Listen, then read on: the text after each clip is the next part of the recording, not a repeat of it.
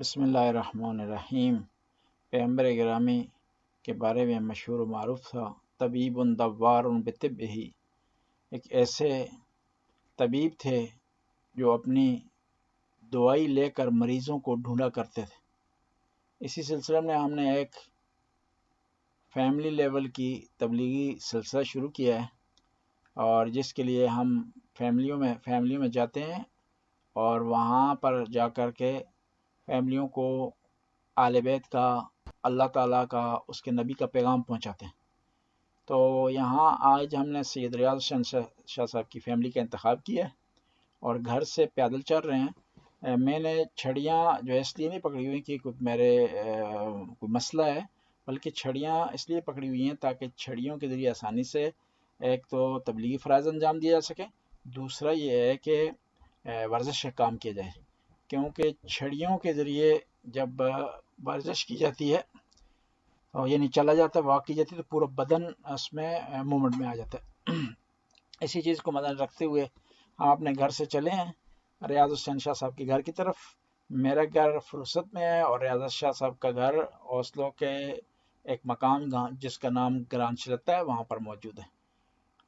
تو میں ابھی ان کے گھر کے قریب سے گزر رہا ہوں۔ یہاں ایک پارک ہے، ویردن پارک جسے کہا جاتا ہے، میرے دائیں طرف، اور ہم آگے کی طرف بڑھ رہے ہیں۔ نیچے جھولے ہیں بچوں کے، اور اس سے آگے ایک کنٹری گارڈن ہے، اس کو ہم کراس کریں گے۔ کراس کرنے کے بعد پھر ہم آگے بڑھیں گے، اور یہ ابھی ان کے گھر کے قریب آ گئے ہم، اور یہاں ان کے گھر کے قریب بھی ایک کنٹری گارڈن ہے، اس کے قریب سے ہم گزر رہے ہیں، اور تھوڑی دیر بعد ان کے گھر پہنچ جائیں گے۔ پھر ان کے بیٹوں وسیم، ذوالقرنین سے ملیں گے، ریاض شاہ صاحب سے ملیں گے، ان سے انٹرویو لیں گے اور ساری جو ہے رپورٹ آپ تک پہنچائیں گے۔ خداوند تعالیٰ کی بارگاہ میں درخواست ہے کہ خدایا ہماری اس قلیل سی حاضری کو قبول و منظور فرما، ہمارے گناہوں سے درگزر فرما، اور ہمیں توفیق دے کہ آل بیت کا پیغام گھر گھر پہنچائیں، فرد فرد کو پہنچائیں، کیونکہ آل بیت کے جو پیغام ہے اس میں خوبیاں ہی خوبیاں ہیں۔ بسم اللہ الرحمن الرحیم۔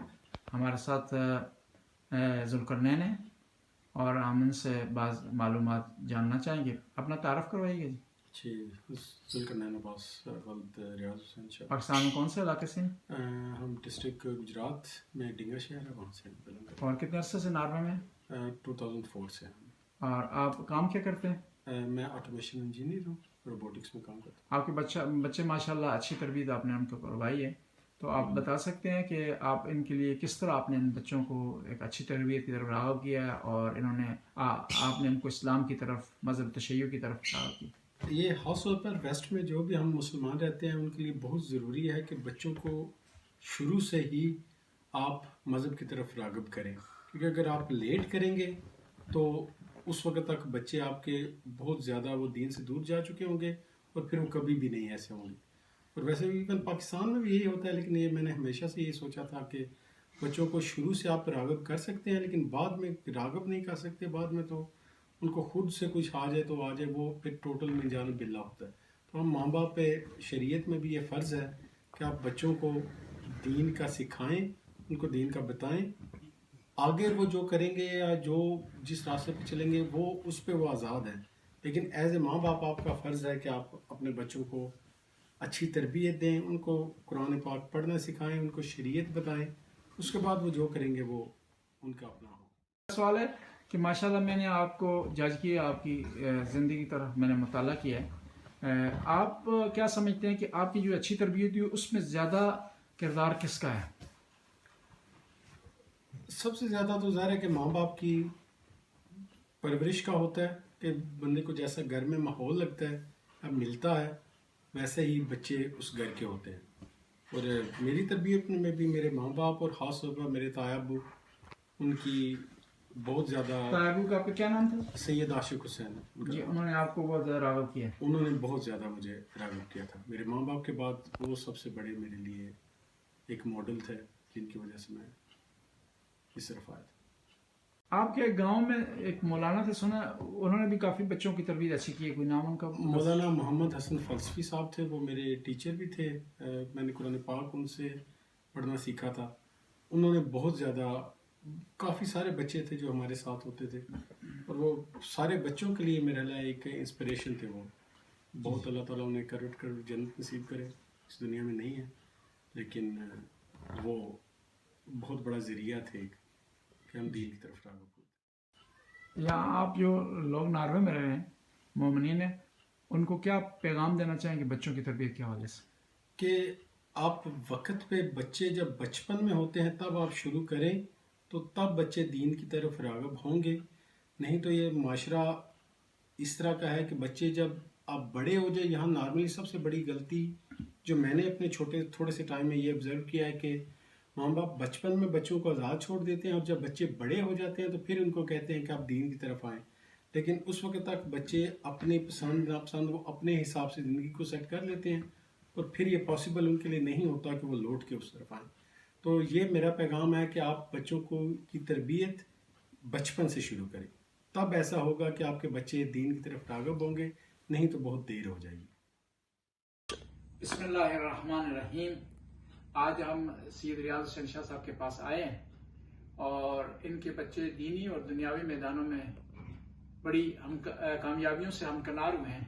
तो हम इनसे आज पूछते हैं इसका राज कि कौन से अवामिल थे जिनकी वजह से इनके बच्चे मजहबी भी हुए हैं और दीनी लिहाज से भी कामयाब हैं और दुनियावी लिहाज से भी कामयाब हैं। तो इंशाल्लाह जो है वो हम थोड़ी देर बाद इनका इंटरव्यू करते हैं। जी, आपका नाम क्या है?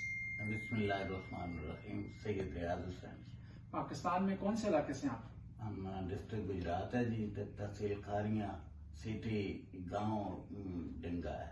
और नॉर्वे में कितना अर्सा हो गया आपको आए हुए? नॉर्वे से मैं 96 से इधर हूँ। आपके बच्चे माशाल्लाह जो है जुल्करनैन वसीम दोनों बहुत अच्छे हैं, मजहबी लिहाज से नमाज पढ़ते हैं, बड़ों का अदब करते हैं और अपनी तालीम में उन्होंने बड़ी तवज्जो दी और बड़ी कामयाबी हासिल की। उसकी वजह क्या है? उसकी वजह ये है कि एक तो हमारा जो घराना था ना, फैमिली घराना, वो भी मजहबी था जी जी, और इस तरफ रुझान था। दूसरा, मैं तो इधर था, इनकी वालदा का इन पे बहुत अच्छा है, ये तालीम देना, सब कुछ करना, और इस लिहाज से ये बच्चे आपको की बात मानते हैं, आपकी बात सुनते हैं? बिल्कुल मानते हैं और आपका ख्याल रखते हैं? ख्याल रखते हैं, हम उनके आसरे पे हैं माशा। और आप इनके लिए क्या आरजू करते हैं कि खुदा इनको मजीद अल्लाह रब्बुल इज्जत इनको तरक्कियां दे, इनको औलाद की खुशियां नसीब करे, अपनी सेहत और सलामती हो, रुखसार अच्छा हो, माशाल्लाह, या दीन हो इस्लाम का, और बड़ों की इज्जत करें और दीन इस्लाम का जो है वो अच्छा सोचें। आजकल मुहर्रम के अयाम है जी, तो आप मजलिस पे रोजाना जो है वो जाते हैं जी, और जो है वो आपने कैसा महसूस करते हैं जब मजलिस में जाते हैं?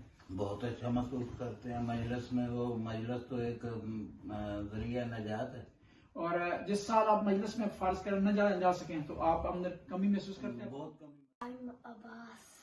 कायम अब्बास, आपका क्या नाम है? रमज़ी अब्बास। शाबाश बेटा जी। बेटा जी, बताएं कि आपको अपने पापा अच्छे लगते हैं? क्यों अच्छे लगते हैं पापा? पापा क्यों अच्छे लगते हैं आपको?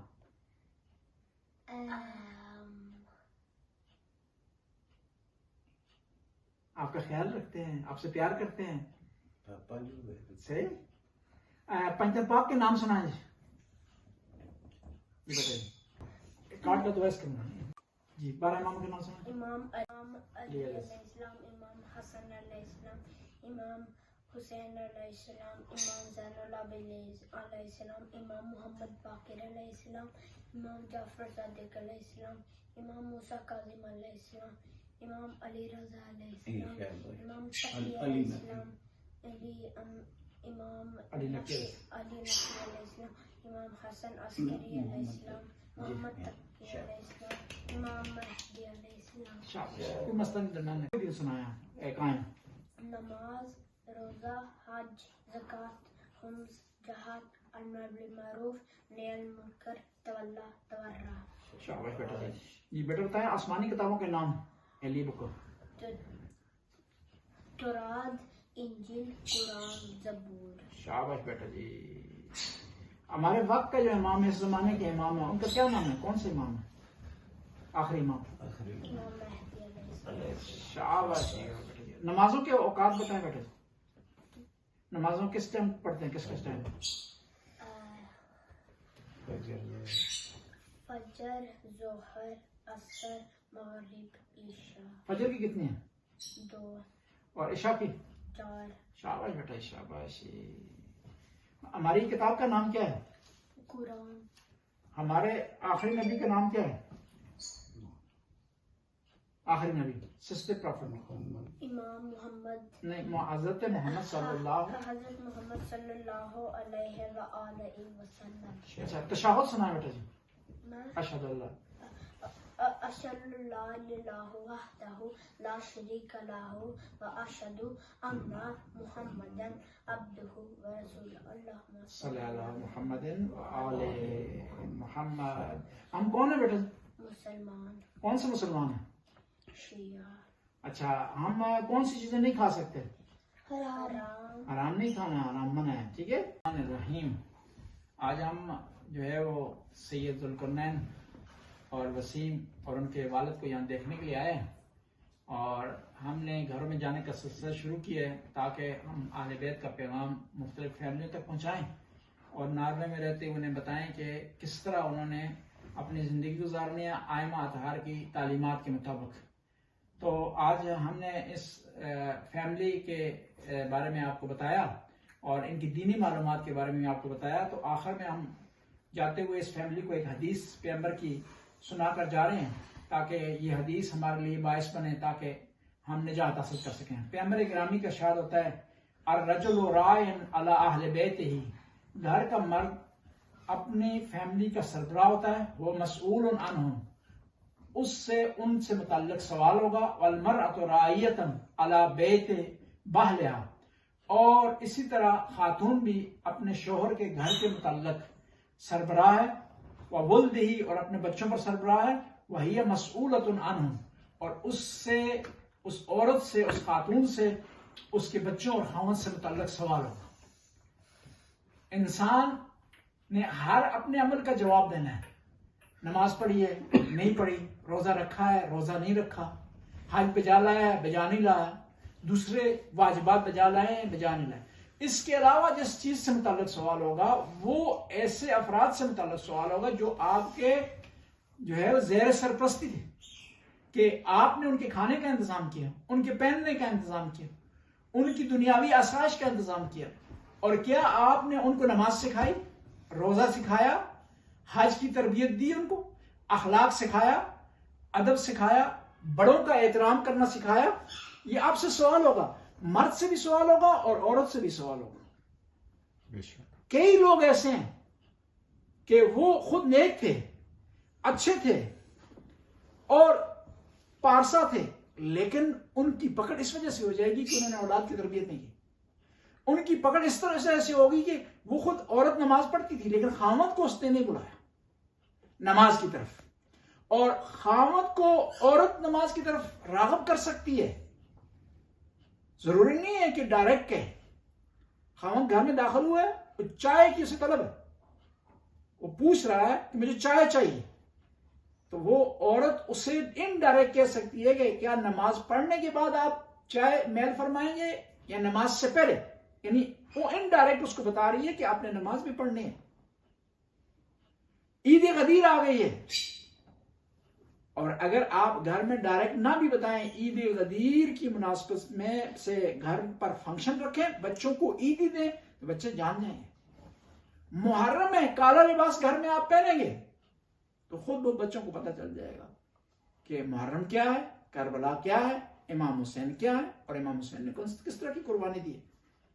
کہتے ہیں کہ جب انسان دنیا سے چلا جاتا ہے اس کے اعمال رک جاتے ہیں, لیکن 3 ایسی جگہ جہاں اس کے اعمال میں اضافہ ہوتا ہے. ولد صالح, نیک بچہ, نیک اولاد. انسان دنیا سے چلا گیا, فوت ہو گیا ہے, نام اعمال اس کا رک گیا ہے, کوئی عمل نہیں کر سکتا. لیکن اگر نیک اولاد ہے, وہ نماز پڑھ رہی ہے, بڑوں کا ادب کر رہی ہے, مسجد جا رہی ہے, امام بارگاہ جا رہی ہے, مجالس اٹینڈ کر رہی ہے, تو اس فرد کا نام اعمال بند ہونے کے باوجود بھی اس کو ثواب ملتا ہے. خدا تیری بارگاہ میں عاجزی سے عرض کرتے ہیں کہ اس خانوادے کو ترقی عطا فرما.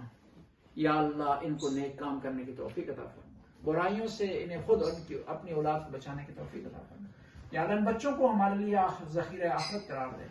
یا اللہ تو غفور رحم کرنے والے, کرم کرنے. قیامت کے دن اہل بیت کے سامنے ان بچوں کی نسبت, ان اولاد کی نسبت ہمیں شرمندہ نہ فرمانا. ربنا آتنا فی الدنیا حسنہ وفی الآخرۃ حسنہ.